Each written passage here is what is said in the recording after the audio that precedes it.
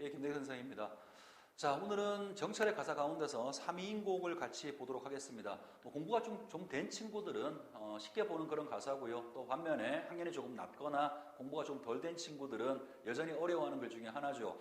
그런데 앞으로 여러분들이 공부해야 될 가사들이 굉장히 긴 것들이 많이 있거든요. 이 정도에 겁먹으면 곤란합니다.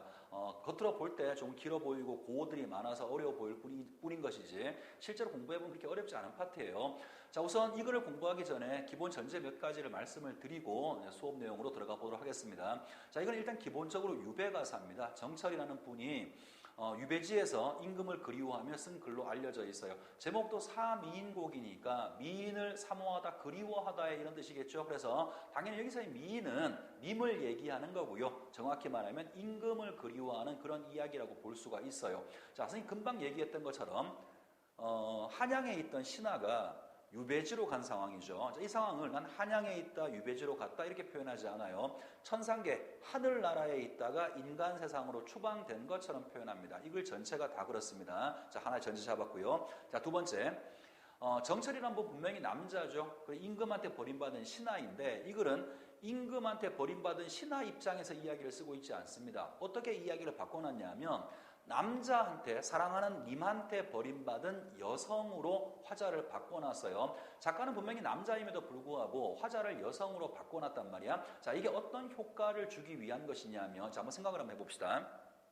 우리가 어떤 글을 읽었을 때 공감한다라고 하는 것은 나도 그럴 수 있겠다라고 생각했을 때 비로소 공감이 가능한 거죠. 그런데 임금한테 버림받은 신하 입장으로 만들어버리면 신하가 못 돼본 사람이거나 우리같이 아니면은 신하라고 하더라도 유배지에 못 가본 사람이면 이 사람의 이야기를 공감하기는 좀 쉽지 않아 보일 거예요. 그래서 아예 인간이라면 보편적으로 누구나 한 번쯤 이성적인 사랑을 해보게 되겠죠. 그래서 누구나 겪게 되는 남녀 간의 사랑의 문제로 이 이야기를 받고 노음으로 인해서 읽는 사람들한테 더 큰 공감을 불러일으키기 위해서 남자와 여자의 어떤 그 사모하는 시, 연정의 시처럼 이야기를 바꿔둔 겁니다. 자, 일단 기본 전제는 잡았고요. 유배가사라고 말씀을 드렸고 신하가 임금을 그리워하는 이야기니까 충신, 연주, 지사라고 볼 수도 있겠죠. 자, 기본적인 성격은 유배가사이면서 충신, 연주, 지사가 됩니다.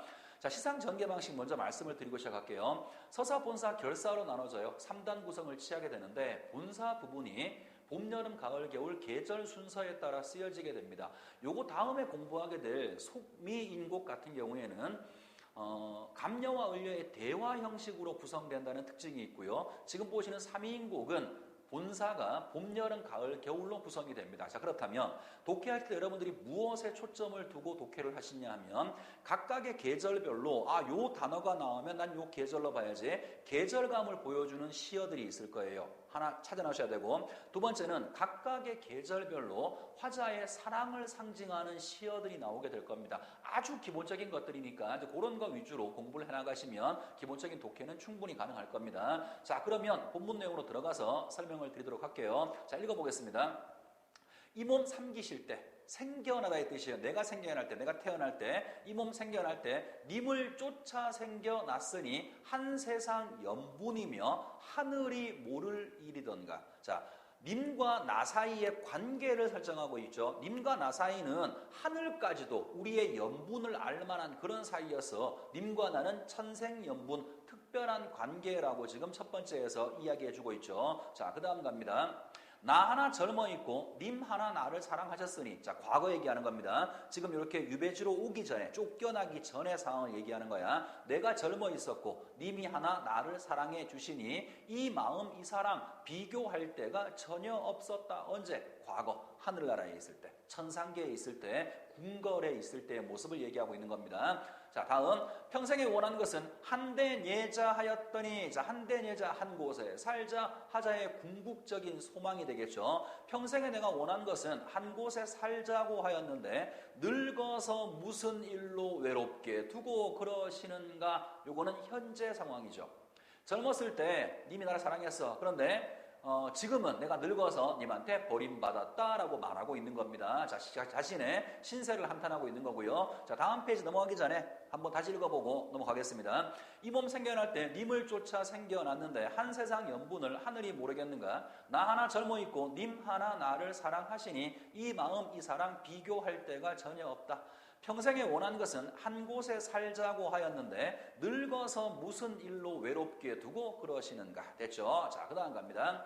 엊그제 님을 모셔 강한 정에 올라가서, 자, 엊그제 과거 얘기하고 있는 거죠. 님을 모시고 강한 정에 올라갔답니다. 강한 정은 원래는 하늘나라 신선의 세계예요. 아까 서두에 선생님이 천상계, 지상계 얘기한 적이 있죠. 과거에 이 사람이 궁궐에 있을 때의 모습을 하늘나라에 있었다라고 지금 말하고 있는 겁니다. 자, 엊그제 님을 모시고 강한 전에 올라가서 궁궐, 신선의 세계, 천상계, 강한 전에 올라갔는데 그 사이에 어찌하여 하계에 내려오니, 하계, 인간 세상을 얘기하는 겁니다. 여기서는 당연히 유배지를 가리키는 말이겠죠. 자, 그 사이에 어찌하여 하계에 내려오니 올 적에 빗은 머리가 헝클어진 지가 3년이다. 님과 아마 헤어진 지가 3년이나 된 모양입니다. 연지분이 있지만 누구를 위해서 예쁘게 할 것인가. 자, 이 글 속에 화자가 여성임을 보여주는 몇 가지 시어들이 있는데 그 중에 하나가 연지분이라고 볼 수 있어요. 화장품이에요. 화장품. 그러니까 화장품이 있지만 누구를 위해서 내가 예쁘게 할 것인가. 옛날 남자들이 화장했다는 얘기 들어본 적 없죠. 그러니까 이걸 보면 연지분이라는 말을 보면 화자가 여성이구나라고 하는 걸 짐작을 할 수가 있다고요. 자, 연지분이 있지만 누구를 위해서 예쁘게 할 것인가. 마음에 맺힌 서러움이 첩첩히 쌓여 있어 짓는 건 한숨, 떨어지는 건 눈물이다. 자, 마지막 부분에서 표현 방식 두 가지 얘기하겠습니다. 우선 쉬운 것부터 먼저 합시다. 제가 마지막 줄에 짓는 건 한숨, 떨어지는 건 눈물, 대꾸법 이러고 있죠. 대꾸법. 자, 그 다음에 그거 위에 보세요. 서름이 첩첩히 쌓여진다라고 하죠. 표현 방식이 뭘까요?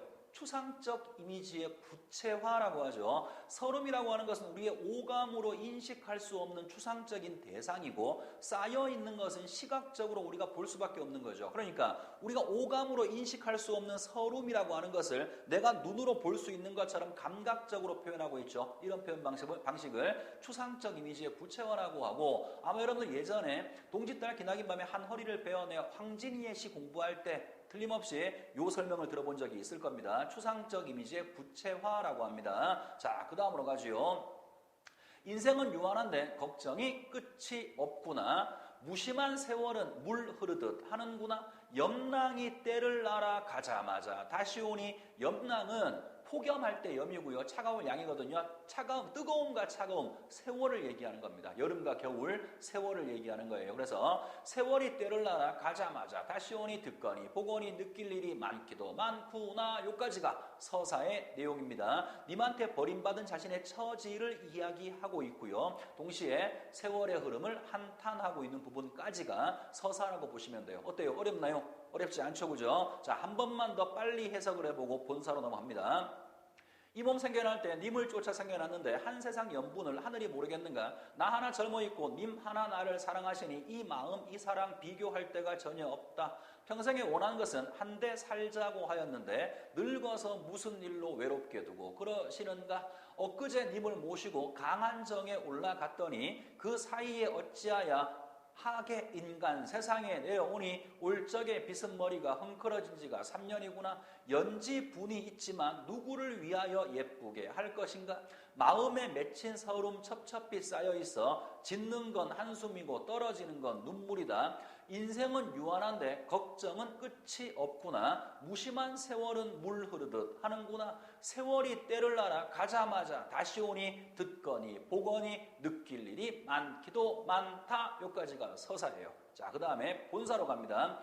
서두에 말씀드린 것처럼 본사는 봄, 여름, 가을, 겨울 계절 순서에 따라 쓰여지게 되고요. 계절감 드러내는 시어 눈여겨보시고 각 계절별로 화자의 사랑을 상징하는 단어들 눈여겨보시면 돼요. 자, 읽어보겠습니다.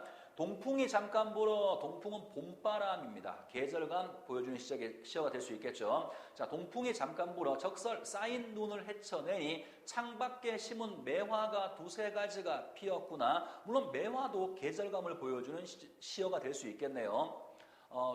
초봄에 피는 거죠. 늦겨울 초봄에 피는 것이니까 매화를 보면 이제 봄이 왔구나를 알 수 있을 것 같아요. 자, 그 다음 갑니다. 가뜩 냉담한데 가뜩 차가운데 암양 은은한 향기는 무슨 일인가? 라고 물었어요. 자, 그럼 여기서 우리가 매화가 뭘 상징하는가 하나 보도록 합시다. 자, 매화가 어떤 상황이냐면 가뜩 차가워. 자, 주위가 지금 차가운 상황인데 여전히 은은한 향기를 가지고 있단 말이야. 이건 어떻게 비유할 수 있냐면 지금 내가 유배지에 와서 간신배들의 모함으로 유배지에 와 있어 가뜩 차가운 상황, 부정적인 상황이지만 임금을 향한 내 충성심은 버리지 않았어. 임금을 향한 내 은은한 향기는 버리지 않았어. 그러니까 은은한 향기, 암향은 임금을 향한 충성심이라고 볼 수 있고 여기서 매화는 화자 자신이라고도 볼 수가 있겠죠. 자, 그 다음 단락으로 갑니다. 항온의 해질녘에 달이 쫓아와서 벽에 맡에 비치니 흐느끼는 듯 반기는 듯 님이신가 아닌가. 자, 하자가 하늘에 달을 봤어요. 달을 보고 누굴 떠올렸나요? 님을 떠올리고 있죠. 여기서는 달은 님을 떠올리는 매개체 혹은 님 정도로 이해하시면 될 것 같습니다. 자, 그 다음 갑시다. 저 매화 꺾어내요. 님 계신데 보내고 싶어. 아까 매화가 하자 자신을 비유한다 그랬죠. 자, 나의 충성심 혹은 나 자신의 사랑을 함축하고 있는 저 매화를 꺾어내어서 님한테 보내고 싶답니다. 그렇다면 여기서 매화는 하자의 봄에서 하자의 사랑의 상징물이 된다라고 할 수 있겠죠. 자, 저 매화 꺾어내요. 님 계신데 보내고 싶다. 님이 너를 보고 어떠하다 여기실까? 자, 마지막 부분 좀 생각해 보세요. 잘 이해하셔야 됩니다. 내가 님을 사랑하는 건 확실하죠. 그러니까 나는 님한테 매화를 보내고 싶은 거야. 그런데 내가 이 매화를 보낸다고 하더라도 님이 나를 좋아해 줄지 어떨지에 대해서는 확신이 없는 거죠.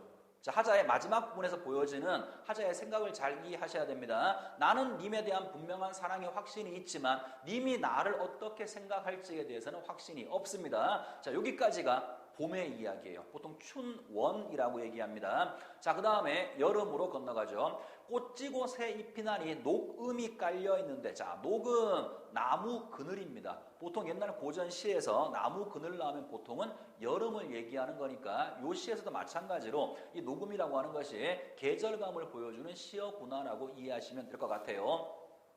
자, 꽃지고 새 잎이 나니 녹음이 나무 그늘이 깔려 있는데 나위가 적막하고 수막이 비어있다. 나위, 적막 모두 화자가 있는 곳입니다.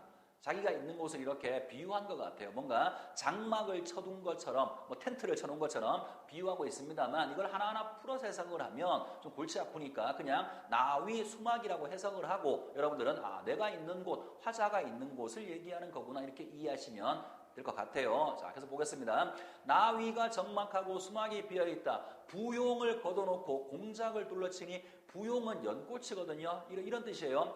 연꽃이 수놓아진 병풍을 걷고 공작이 수놓아진 병풍을 둘러치다 이런 말입니다. 별로 중요한 구절 같지는 않죠. 자, 부용을 걷어놓고 공작을 둘러치니 가뜩 시름한데 가뜩 걱정이 많은데 날은 어찌 이렇게 길던가.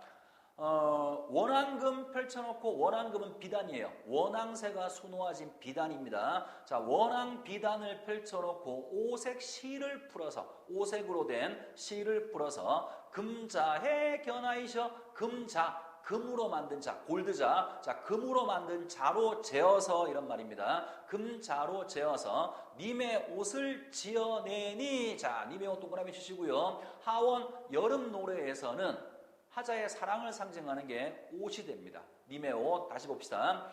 님의 옷을 지어내니 수품은 칸이와 제도도 갖추고 있구나. 수품은 솜씨라는 말이고요. 제도는 형식 이런 건데 자 내가 이렇게 옷을 만들어 놨더니 솜씨는 말할 것도 없고 님이 입을 만한 훌륭한 형식을 갖추고 있구나라고 자기가 만들고 지가 칭찬하고 있죠. 자화자찬이라고 얘기를 합니다. 자 지금 화자는 님한테 보낼 옷을 만들고 있어요. 자 그 다음 봅니다. 산호수 지게 위에 배곡함에 담아두고 님에게 보내려고 님 계신데 바라보니 산인가 구름인가 거칠구나 천만리 길을 누가 찾아갈꼬. 자 옷을 만들어서 그 옷을 어디다가 담냐 하면 그냥 함이 아니라 배곡으로 만든 함에 담죠. 그냥 지게에 실는 게 아니라 산호수로 만든 지게 위에 싣고 있는 거죠. 자 그러니까 표현 방식을 뭘 쓰고 있냐면 미화법을 쓰고 있어요. 그냥 단순하게 말할 수 있는 것을 굳이 더 예쁘게 표현하는 거 이런 걸 미화법이라고 하는데요. 미화법이 쓰여진 게 중요한 게 아닙니다. 이 미화법을 쓴 이유, 목적을 알아야 되는 거죠. 하자는 왜 미화법을 썼냐 하면 그냥 아무한테나 보내는 게 아니라 님한테 보내는 거죠. 님에 대한 정성을 드러낼 목적으로 미화법을 쓰고 있습니다. 자 그리고 그 다음 보시면 산인가 구름인가 거칠기도 거칠다라고 말하죠. 내가 지금 이 옷을 만들어서 지게 위에 짊어지고 님한테 보내려고 바라봤더니 나와 님 사이에는 산과 구름이 가로막고 있어서 님의 모습이 보이지 않는다라는 말이죠. 그러면 산과 구름은 사랑의 장애물이라고 할까요? 혹은 사랑의 방해물이라고 볼 수도 있겠죠. 화자 입장 혹은 정철 작가 입장에서 본다 그러면 나하고 임금을 갈라놓는 간신배의 무리들이라고 봐도 상관이 없을 것 같습니다. 자, 님 계신데 바라보니 산인가 구름인가 거칠기도 거칠구나. 천리 만리 길을 누가 찾아갈꼬. 화자는 지금 나하고 화자 사이의 거리를 천리 만리라고 말하고 있죠. 정서적 거리감을 표현하고 있는 겁니다. 여기까지가 여름 노래라고 볼 수 있어요. 자, 그 다음에 가을로 갑니다. 똑같이 해석할 수 있습니다. 하룻밤 서리김에, 설이 가을에 내리는 거죠. 계절감. 하룻밤 서리김에 기러기가 울고 지나갈 때 위루에 혼자 올라 수정바를 걷어두니. 위루 또 역시 정자처럼 표현했는데 화자가 있는 곳이라고 말할 수 있겠죠. 자, 위루에 혼자 올라가서 수정바를 걷어두니 동산에 달이 나고 북극에 별이 보이니 님이신가 반기니 눈물이 절로 난다. 하늘에 보이는 달, 하늘에 하나밖에 없는 북극성 뭘 비유하고 있어요? 님을 비유하고 있는 말로 볼 수가 있겠네요. 다시 봅시다. 동산에 달이 나오고 북극에 별이 보이니 님이신가 반기니 눈물이 절로 난다. 자, 그 다음 잘 보세요. 이거 시험 문제 많이 나옵니다. 청강을 피워내어 봉황루에 붙이고 싶다. 일단 먼저 표현 방식 먼저 하고 갈게요. 청강은 맑은 달빛입니다. 자, 맑은 달빛을 부채로 이렇게 붙여서 님 계신데 보내고 싶다라고 말하죠. 달빛을 그렇게 보낼 수 있는 게 아니죠. 이미지의 변용이 나왔어요. 이미지를 주관적으로 변용하고 있습니다. 자, 다시 읽어보죠. 청강 맑은 달빛을 피워내어 봉황루 역시 의미 자체는 신선의 궁궐이에요. 천상계입니다만 여기서는 궁궐을 상징하는 말이겠네요. 자, 청강을 피워내어 봉황루에 붙이고 싶다. 누 위에 걸어두고, 자, 임금님이 내가 보내는 이 맑은 달빛을 봉황루 위에다가 걸어두고 팔황을 다 비추어서, 팔황은 온 세상이라는 말입니다. 온 세상을 다 비추어서 심산궁곡을 점낫같이 만들어 주십시오. 심산궁곡은 깊은 계곡, 깊은 산골이에요. 깊은 계곡과 산골까지 나처럼 만들어 달라라고 당부하고 있는 거죠. 자, 이 부분이 뭘 의미하는 거냐면, 자, 생각해 봅시다. 하늘에 유일하게 떠 있는 해, 유일하게 떠 있는 달, 당연히 둘 다 유일무이한 거, 임금을 상징하는 것이겠죠. 그러면 해가 세상에 비추는 햇빛, 달이 어두운 세상에 비추는 달빛, 이건 뭐냐 하면 임금의 은혜, 성은을 얘기하는 거예요. 그렇다면 임금의 은혜가 달빛이 온 세상에 다 비춘다라는 말은 임금의 은혜가 온 세상에 다 퍼져 있어. 다른 말로 태평성대라고 얘기하는 거죠. 하자는 지금 이 부분에서 임금이 좋은 정치를 해주기를 바라고 있어요. 선정을 당부하고 있고 태평성대를 기원하고 있다라고 이해하시면 돼요. 이 부분이 어떤 의미를 갖는가 문제 많이 물어봅니다. 제대로 잘 이해를 해 두시면 좋겠어요. 태평성대를 기원한다라고 얘기할 수도 있고 선정 좋은 정치 선정을 당부한다라고도 말할 수 있어요. 자, 그다음 하나 더 읽었던 부분이 제일 마지막을 보시면 이런 말을 하고 있죠. 심산궁곡까지 나처럼 만들어달라. 그러면 심산궁곡은 바로 윗줄에 있는 팔황에 포함되는 거겠죠. 어차피 팔황이 온 세상이니까 팔황을 다 비춰 이 말이면 끝날 텐데 굳이 그 팔황 중에서 깊은 계곡을 비춰달라고 말하고 있어요. 자, 이 깊은 계곡은 어떤 걸 상징적으로 보여주냐 하면 유배지를 얘기하는 거예요. 내가 지금 있는 이 유배지에까지 임금의 은혜가 미치면 좋겠어. 내가 있는 이곳까지 임금의 은혜가 미친다는 말은 무슨 말이에요? 유배에서 벗어난다는 이야기죠. 그래서 지금 봤던 이 부분의 제일 마지막 한 줄에서는 유배지에서 벗어나고 싶은 소망을 간접적으로 표현하고 있다라고 이야기하기도 합니다. 자, 그 다음에 겨울로 가죠.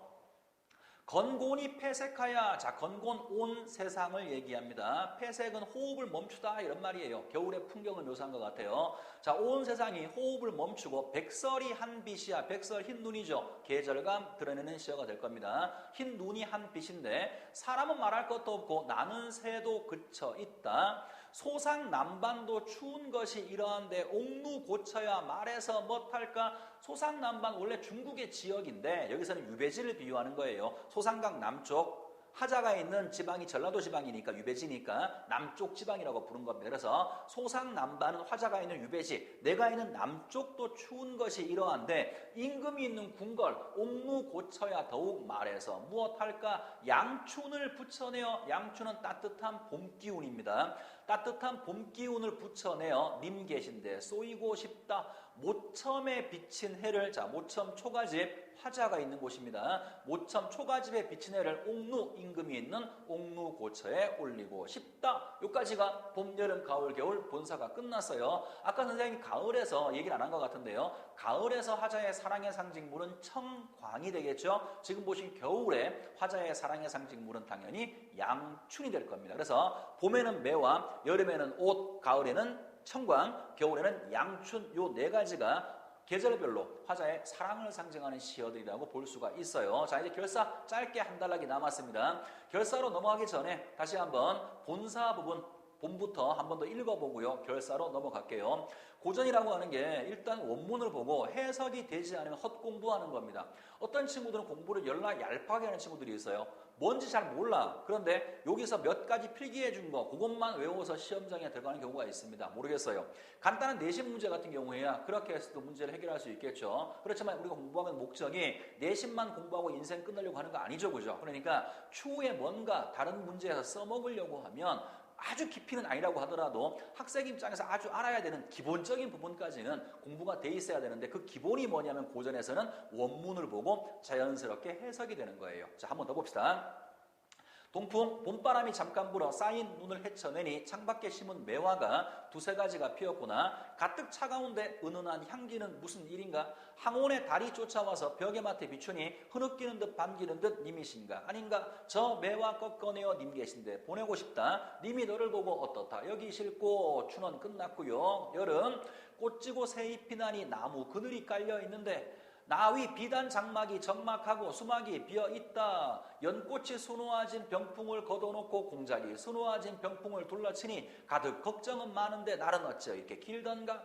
원앙이 수놓아진 비단을 펼쳐놓고 오색실로 풀어서 금자로 재어서 님의 옷을 지어내니 솜씨는 말할 것도 없고 형식조차 갖추어져 있구나. 산호수 지게 위에 배곡함에 담아두고 님에게 보내려고 님 계신데 바라보니 산인가 구름인가 거칠기도 거칠구나. 천리 만리 길을 누가 찾아갈고 가거든 열어두고 나인가 반겨주실까. 하룻밤 서리김에 기러기가 울어낼째 위로에 혼자 올라가 수정 발을 걷어두고 동산에 달이 나고 북극에 별이 보이니 님이신가 반기니 눈물이 절로 난다. 맑은 달빛을 피어내어 봉황루에 붙이고 싶다. 누 위에 걸어두고 온 세상을 다 비추어서 깊은 산 골짜기까지 나처럼 만들어 주십시오.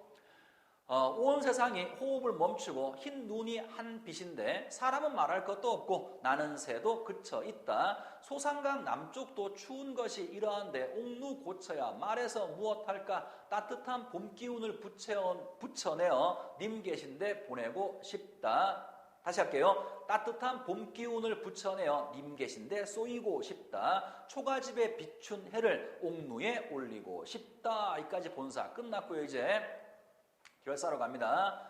자, 홍상을 여미어 차고, 홍상은 붉은 치마거든요. 역시 이것도 화자가 여성임을 보여주는 하나의 소재가 될 수 있겠죠. 자, 붉은 치마를 여미어 차고 입고 치수 소매예요. 옷 소매를 반만 걷어 일모 수죽의 해질녘의 대나무 숲을 바라보니 행가림 걱정이 많기도 많구나. 생각이 많기도 많구나. 짧은 해는 쉽게 져서 긴 밤을 바로 앉아 청등을 걸은 곁에, 자, 등을 벽에다가 걸어놓은 곁에 전공우를 놓아두고, 전공우는 악기예요. 가야금 같은 거. 전공우를 놓아두고 꿈에나 님을 보려고 턱을 받치고 비스듬히 앉아있으니 비단 이불이 차기도 차구나. 이 밤은 언제 셀고. 화자의 정서 하나 봐야죠. 비단 이불이 차다라고 얘기했어요. 선생님이 이 얘기를 언제 했었냐면 만전 춘별사에서 얘기한 적도 있고요. 동동의 11년에서 얘기한 적도 있습니다. 11월령, 11월령. 자, 다시 한번 보시죠. 하자가 지금 님이 없어 외로운 상황에서 혼자 밤에 등을 걸어놓고 악기를 연주하고 있단 말이야. 그러면서 뭐라고 말하냐면 꿈에나 님을 보려고 턱받치고 비스듬히 앉아있으니 앙금, 비단 이불이에요. 비단 이불이 차기도 차. 그러면 이불 속에 같이 이불을 덮을 님이 없다라는 말이죠. 이불이 차, 잠자리가 차가워. 이건 전부 다 외로움과 고독감을 표현하는 그런 표현이라고 볼 수가 있어요. 자, 그 다음 갑니다. 하루도 12때, 한 달도 30날 짧다고 생각하지 마라. 이 마음 잊자고 하니 마음에 맺혀 있어 골수에 쌓여 있으니, 골수는 뼈예요. 뼈에까지 사무쳐 있으니 편작이 열이 온다고 한들 이 병을 어찌하리. 편작은 전설 속의 의사입니다. 그러니까 님을 그리워하는 나의 상사병이 너무 깊어서 뼈에까지 스며들어서, 그러니까 아무리 좋은 의사가 10명이 온다고 한들 이 병은 어떻게 고칠 수가 없다라고 하고 있고요. 자, 그 다음 보세요. 어와 내 병이야, 내 이 병이야, 님의 탓이로다. 자, 이 부분에 정서를 좀 주의해서 보세요. 자, 내가 이렇게 병들어서 님 너 때문이야? 원망하는 것 절대로 아닙니다.